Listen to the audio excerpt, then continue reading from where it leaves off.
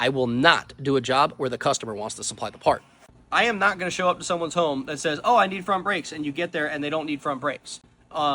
Or they need front brakes and they're not the right ones. Now you got a car that's all torn apart, you got the wrong parts, your scheduling is screwed up, you're not making the money you were supposed to make that day, and now you have to put it all back together and come back another day, and you look like the dummy. Stupid. Now let's say a customer calls you up and says, hey, I need an alternator or a starter or whatever, and you go out there and you do that, and that doesn't fix the problem. You're still going to stand there with your hand out, get paid, and then you got to charge them to diagnose the car. You should have just done it in the first place. You should never have done the job. But the person that's going to look bad is you.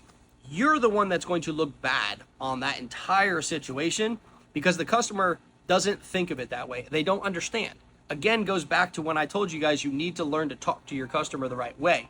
If you don't, you're going to continue to have these problems. So when you do supply a part, what happens? You get to supply the correct stuff. You get to supply something that is of quality that the consumer doesn't understand. And you're going to offer your warranty. I offer a 2-year, 24,000 mile warranty on all the jobs that I do. Why? Because I choose the appropriate part.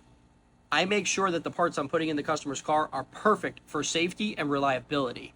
So there's no question that what I'm doing, if it fails, we are going to jump through hoops to make sure it's fixed for them.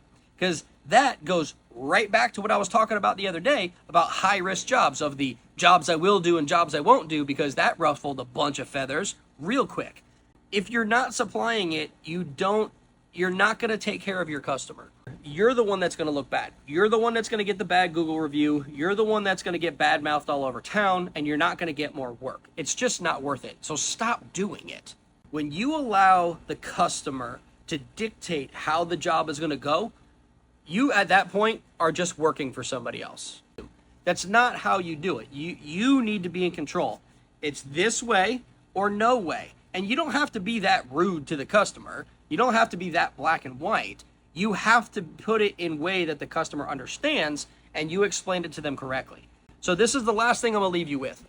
The next time a customer comes to you and says, if I supply the part, would it be cheaper? This is what I want you to do. I want you to take a $100 bill out of your wallet, and I want you to hand it to that customer and agree to do that job. And I want to see how bad that hurts. I don't remember where I heard that from, but I want to say it was somewhere on one of the podcasts that I talk about all the time. So go ahead and take that money out of your wallet and hand it back to the customer as they pay for their job, because that's exactly what you just did.